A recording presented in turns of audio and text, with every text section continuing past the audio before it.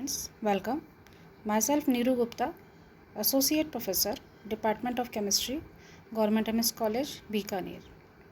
Students, आज हम part 1 के फर्स्ट पेपर की 5th यूनिट का जो फर्स्ट चैप्टर पढ़ रहे हैं केमिस्ट्री ऑफ नोबल गैसेस, उसके लास्ट टॉपिक पर हैं और हमारा आज का टॉपिक है compounds of xenon part 5th.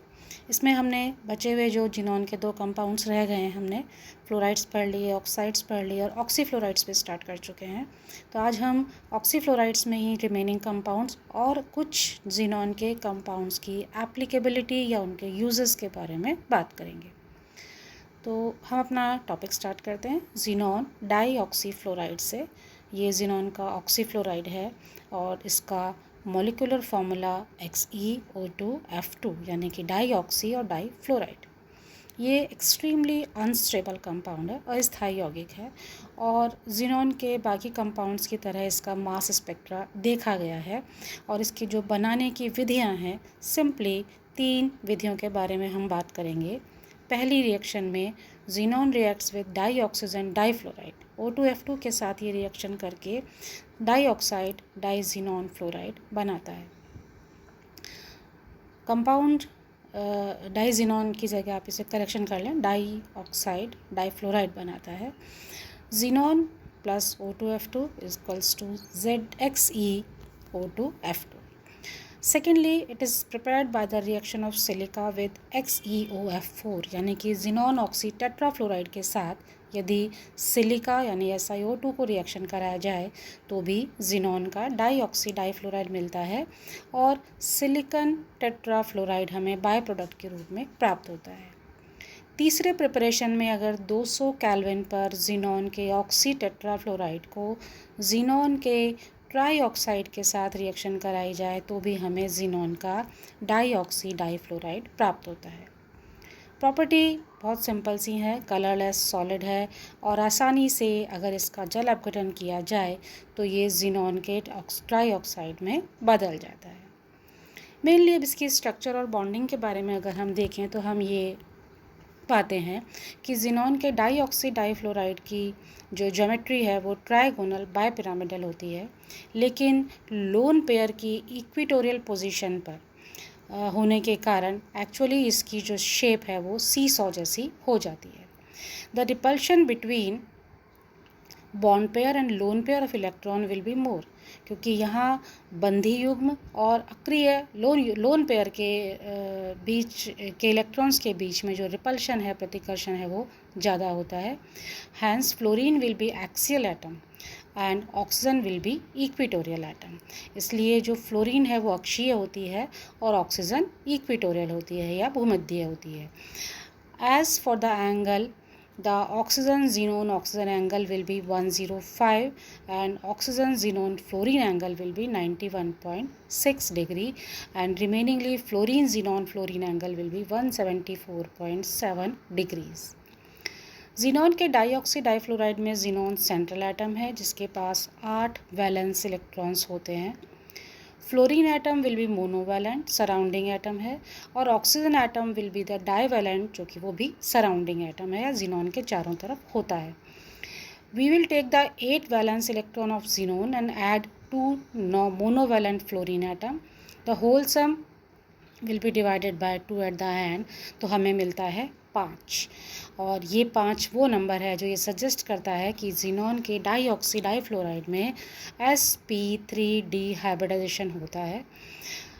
ये 5 sp3d हाइब्रिड ऑर्बिटल्स, इसमें 5 इलेक्ट्रॉन पेयर्स होती हैं सेंट्रल एटम के पास और 4 बॉन्ड पेयर और 1 लोन पेयर होती है. हाइब्रिडाइजेशन जैसा हम देख पा रहे हैं sp3d है. सेंट्रल एटम जीनोन के 4 बॉन्ड पेयर्स हैं उसके पास, 1 लोन पेयर है. 4 बॉन्ड पेयर में से 2 फ्लोरीन के साथ हैं, 2 ऑक्सीजन के साथ हैं और 2 ऑक्सीजन की डबल बॉन्ड स्ट्रक्चर आप देख पा रहे हैं. बेसिकली जीनोन चूँकि नोबल गैस फैमिली का है, इसका मतलब क्या है कि ये बॉन्ड का ऑक्टेट कंप्लीट नहीं करता. ये अब हमारी जो टेबल है ये क्या दिखा रही है, हमने अभी तक जितने भी जीनोन के कंपाउंड्स पढ़े हैं ये उसकी समरी है. कंपाउंड्स आप पहले कॉलम में देख रहे हैं, जीनोन का difluoride, tetrafluoride, xenon hexafluoride, xenon का ट्राईऑक्साइड, जिनॉन का टेट्राऑक्साइड, जिनॉन डाईऑक्सी डाईफ्लोराइड और जिनॉन का ऑक्सी टेट्राफ्लोराइड। इन सभी में जिनॉन का ऑक्सीडेशन नंबर इनके आगे लिखा है। Number of electron pairs around xenon, xenon के चारों ओर कितने बॉन्ड पेयर, कितने लोन पेयर और total pairs number of electrons कितने होते हैं वो इस टेबल में मिले हैं। अकॉर्डिंगली उस कंपाउंड की क्या स्ट्रक्चर है, जैसे जिनॉन फ्लोराइड डाईफ्लोराइड लीनियर होता है, टेट्राफ्लोराइड स्क्वायर प्लेनर है, हेक्साफ्लोराइड डिस्टॉर्टेड ऑक्टाहेड्रल है, ट्राईऑक्साइड ट्राइगोनल पिरामिडल है, टेट्राऑक्साइड टेट्राहेड्रल होता है, डाईऑक्सी डाईफ्लोराइड जो हमने आज ही पढ़ा वो सीसॉ शेप होती है, और ऑक्सी टेट्राफ्लोराइड स्क्वायर पिरामिडल होता है। ये इनके रिमार्क्स हैं। तो ये टेबल आपको कंसोलिडेटेड फॉर्म में देखने को मिल रही है, जिसमें हम सभी कंपाउंड्स की बेसिक इंट्रोडक्शन उसके स्ट्रक्चर से रिलेटेड प्राप्त कर सकते हैं। ये इन सभी कंपाउंड की स्ट्रक्चर को हमने दोबारा से यहाँ पर प्रदर्शित किया है। Linear, square planar, distorted octahedral, pyramidal, square pyramidal, typically trigonal bipyramidal और T shape structure, in different compounds की जो हमने जिनॉन के कंपाउंड्स की अलग अलग हेडिंग्स में पढ़े हैं, यहाँ ये उन स्ट्रक्चर को हमने एक बार दोबारा प्रदर्शित किया है।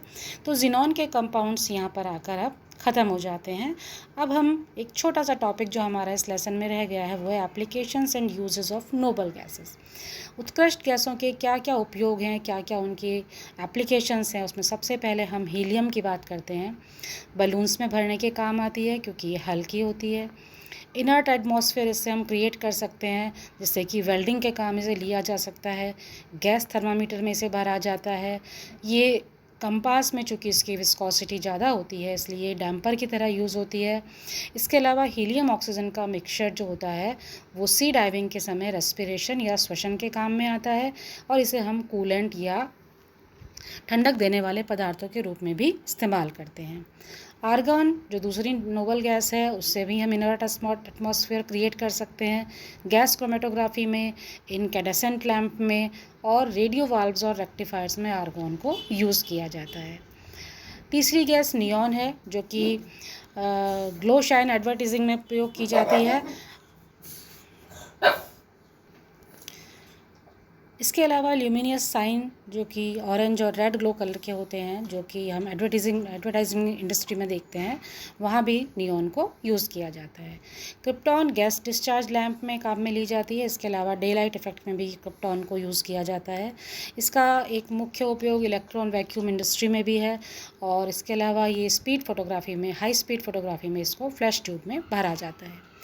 Xenon gas filled gas lamp में यूज़ की जाती है। इसके अलावा क्रिप्टॉन के साथ मिलाकर इसको नियॉन लाइट्स की तरह भी यूज़ कर सकते हैं। और रेडॉन जो कि आखिरी नोबल गैस है उसको रेडियोथेरेपी में यूज़ किया जाता है, जो कि कैंसर या मैलिग्नेंट ट्यूमर के ट्रीटमेंट में काम में आती है। तो ये जो हमारी सारी नोबल गैसेस हैं उनके कुछ इंपॉर्टेंट यूजेस हैं जो कि जनरली आपसे शॉर्ट नोट के रूप में पूछे जाते हैं। तो ये हमारा जो लेसन और ये टॉपिक आज यहाँ ख़त्म होता है।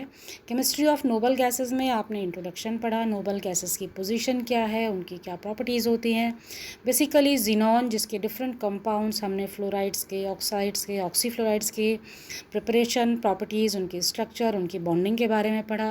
एंड लास्टली क्या क्या उनके यूजेस हैं। इस टॉपिक के साथ आज हम अपनी इस यूनिट के इस लेसन को, केमिस्ट्री ऑफ नोबल गैसेस, इसको आज हम ख़त्म करते हैं। स्टूडेंट्स, नेक्स्ट लेसन जब हम स्टार्ट करेंगे तो वो आपकी यूनिट 4 से होगा, एस ब्लॉक एलिमेंट्स। तो अगले लेसन में आपसे फिर मुलाकात होगी। तब तक के लिए आप सभी का बहुत बहुत धन्यवाद।